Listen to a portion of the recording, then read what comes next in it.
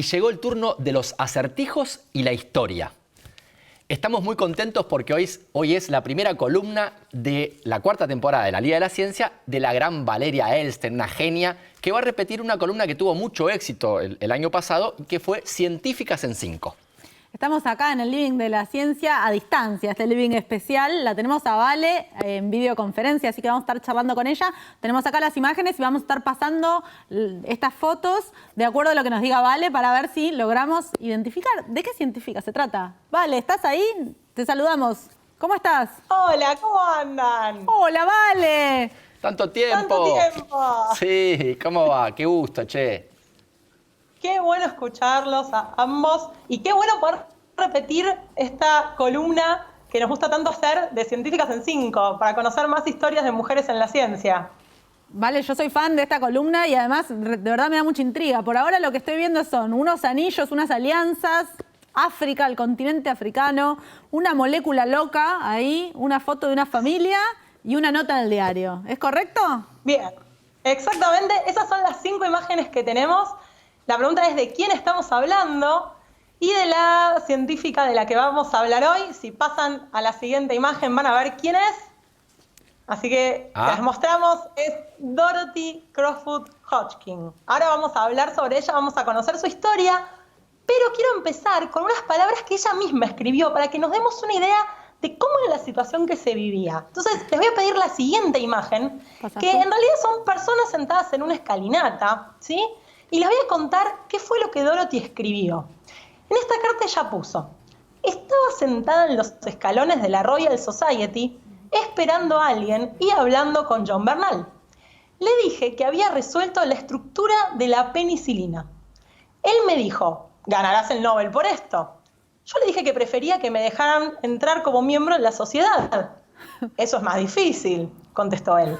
No. Así que con este contexto, en sus propias palabras, en palabras de Dorothy, vamos a conocer su historia sabiendo de antemano que consiguió ambas cosas, porque en 1947 fue nombrada miembro de la Royal Society y en 1964 ganó el Premio Nobel de Química. Así que ahora sí nos podemos ir de viaje hasta el continente africano, que es la próxima imagen, porque efectivamente Dorothy nació en el Cairo en 1910. En ese momento Egipto todavía era una colonia británica y ella pasó sus primeros años de vida entre el Egipto donde había nacido y también en Inglaterra, que era donde vivían sus abuelos. De hecho, durante la Primera Guerra Mundial se quedó viviendo con ellos al cuidado de sus abuelos en Sussex. En 1921, cuando tenía 11 años, ingresó en lo que sería el colegio secundario para nosotros, digamos, en una institución que tenía una biblioteca muy grande. Y en esa biblioteca, buceando, encontró una técnica que le permitiera conocer la estructura de las moléculas. Y Dorothy se fascinó con esa idea.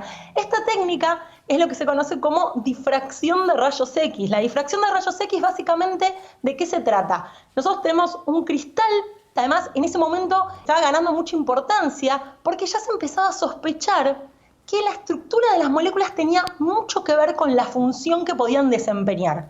Entonces ahí Dorothy dijo: esto es lo mío, yo quiero estudiar química, pero había un pequeño problema, que es la escuela en donde estaba estudiando no incluía latín como idioma en su programa, y necesitaba ese idioma para poder ingresar a la Universidad de Oxford. Así que dijo: no importa, estudio latín con el director de la escuela, que va a ser mi profesor particular, y así lo hizo durante 1927. Finalmente Dorothy pudo ingresar entonces en la universidad. Empezó a estudiar química en el Somerville College de Oxford y finalmente se recibió 4 años después y se convirtió en la tercera mujer en la historia de la universidad en recibirse con honores. Wow. Después de recibirse con estos honores, se fue a hacer su doctorado, hizo su doctorado en Cambridge, justamente con el profesor John Bernal, que era el de la carta que leímos al principio, que era un pionero en el uso de la difracción de rayos X, pero que además era un gran promotor de las oportunidades para las mujeres en la ciencia, lo cual a ella le vino bárbaro, porque ahí fue cuando empezó a despegar realmente su carrera. Se volvió a Oxford y ahí empezó a trabajar en lo que sería su desarrollo cúlmine, que le llevó, escuchen esto, estuvo 34 años trabajando sobre este tema. 34 años le llevó elucidar la estructura de la insulina. A Dorothy le debemos el conocer la estructura de la insulina por un proceso de trabajo de 34 años. Y vale, qué loco que me resulta muy llamativo que también una mujer con la misma técnica, Rosalind Franklin, logró dilucidar la estructura del ADN. Y esto que decías, la importancia de entender la estructura de la molécula para poder interpretar su función. Exactamente. Qué importante que es la técnica en sí misma, ¿no? La cristalografía, la difracción de rayos X nos ayuda a eso, ¿no? A tratar de elucidar la estructura de la molécula y a partir de esas estructuras poder empezar a correlacionarlas con ciertas propiedades funcionales que pueden tener. Además de hacer la elucidación estructural de la insulina, que le llevó 34 años, mientras tanto fue haciendo otras cosas. Una de las cosas que logró hacer fue determinar la estructura tridimensional del colesterol y de una molécula más, que ahora podemos ver la siguiente imagen. ¿Es ese modelo raro que dijimos? Sí. Ese modelo lo construyó ella misma, lo construyó Dorothy. ¿Y saben qué es eso? Es penicilina. Ella fue la que realizó la elucidación estructural de la penicilina y eso fue importantísimo. Que recordemos qué es la penicilina, ¿vale? ¿Y de dónde sale? La penicilina se obtiene de un hongo. La penicilina es una serendipia en la historia, o sea, es algo que se descubrió de manera casual, la descubrió Alexander Fleming. Descubrió que es un antibiótico, descubrió que servía para que tenía acción antibacteriana y la produce un hongo, el hongo Penicillium. El modo del pan. La cuestión es, hasta ese momento solamente podíamos obtener penicilina a partir del Penicillium. El conocer la estructura de la molécula lo que nos permitió fue algo enorme, que es ahora la podemos fabricar en un laboratorio, porque sabemos cómo es esa molécula. Vale, y ella entonces, ella también entonces era una gran divulgadora, ¿no? Porque veo esta maqueta acá y está buenísima. Déjenme decirles que estas técnicas de difracción se ven en la materia de en física en grado y que son de una matemática complejísima, porque como se ve acá, vos tenés la molécula y ves como la sombra atrás de los rayos X y hay una matemática complejísima en tratar de entender a partir de las sombras qué es lo que está difractando esa sombra, ¿no? Exacto, o sea, es muy difícil interpretar esos patrones de difracción. Hay que tener encima mucho conocimiento para poder hacerlo. Esa maqueta la hizo ella y efectivamente pudo mostrar cómo era la estructura de la penicilina y gracias entonces a este desarrollo, muchas compañías farmacéuticas pudieron empezar a sintetizar, a fabricar en sus laboratorios la penicilina durante la época de posguerra y se salvaron miles de vidas.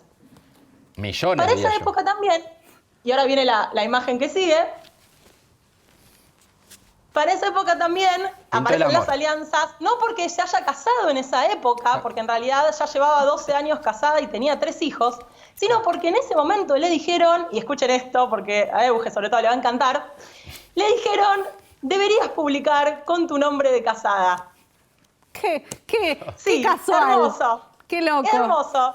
Esto fue en 1949, ella llegó a su casa ese día y dijo, hoy perdí mi apellido de soltera. A partir de ese momento empezó a publicar como Dorothy Crowfoot Hodgkin. De vuelta, estamos hablando siempre de muy poca presencia de mujeres en la universidad, en las instituciones científicas. Por eso también es tan remarcable toda esta historia y todas las dificultades con las que tuvo que enfrentarse para que tratemos de que esas cosas no vuelvan a pasar. ¿Qué pasó después de la Segunda Guerra Mundial? El laboratorio de Dorothy creció muchísimo y llegó otro hito. Ella seguía trabajando en elucidación estructural y lo que logró esta vez fue encontrar cuál era la estructura de la vitamina B12. Y otra vez lo mismo. Gracias a que ahora conocíamos la estructura de la vitamina B12, podíamos fabricarla en un laboratorio. Y otra vez podíamos ayudar a un montón de personas. Finalmente, y justamente por la determinación de la estructura de muchas sustancias biológicas mediante los rayos X, en 1964, ella tenía 54 años, Dorothy recibió el Premio Nobel de Química y así se convirtió en la 5ª mujer y en la primera británica en ganar un Nobel en Ciencias. ¿Y cuál fue el titular? Acá viene la última imagen que podemos mostrar. Contanos el esta titular. Noticia hermosa del diario que nos ayuda también a entender su contexto. El Daily Telegraph, cuando contó este galardón que le habían dado a Dorothy, lo tituló como Mujer británica gana el premio Nobel, una recompensa de 18.750 libras para una madre de 3. Y yo lo firmo hoy sin tener ningún tipo de dudas. Estoy convencida de que nunca jamás en la historia de los premios Nobel o en la historia de la humanidad en sí mismo titularon ni titularán una nota periodística acerca de cómo se ha ganado un premio Nobel una persona si fuera varón, de esa manera. Estoy convencidísima de que jamás hubieran puesto padre de 3 si se hubiera tratado de un varón. Vale, te agradecemos muchísimo. Vos, la verdad, que nos inspirás y nos das ganas de contagiar ciencia, así que ustedes en sus casas también, acuérdense de esta historia y cuéntenla en la cena, que seguro que va a ser muy agradecido por todos y por todas. Las historias de las mujeres científicas. Vale, te agradecemos un montón. Nosotros nos vamos a un corte y enseguida volvemos con más La Liga de la Ciencia. Chao, Vale, gracias. Es nano, es mega, la liga de la ciencia es alfa.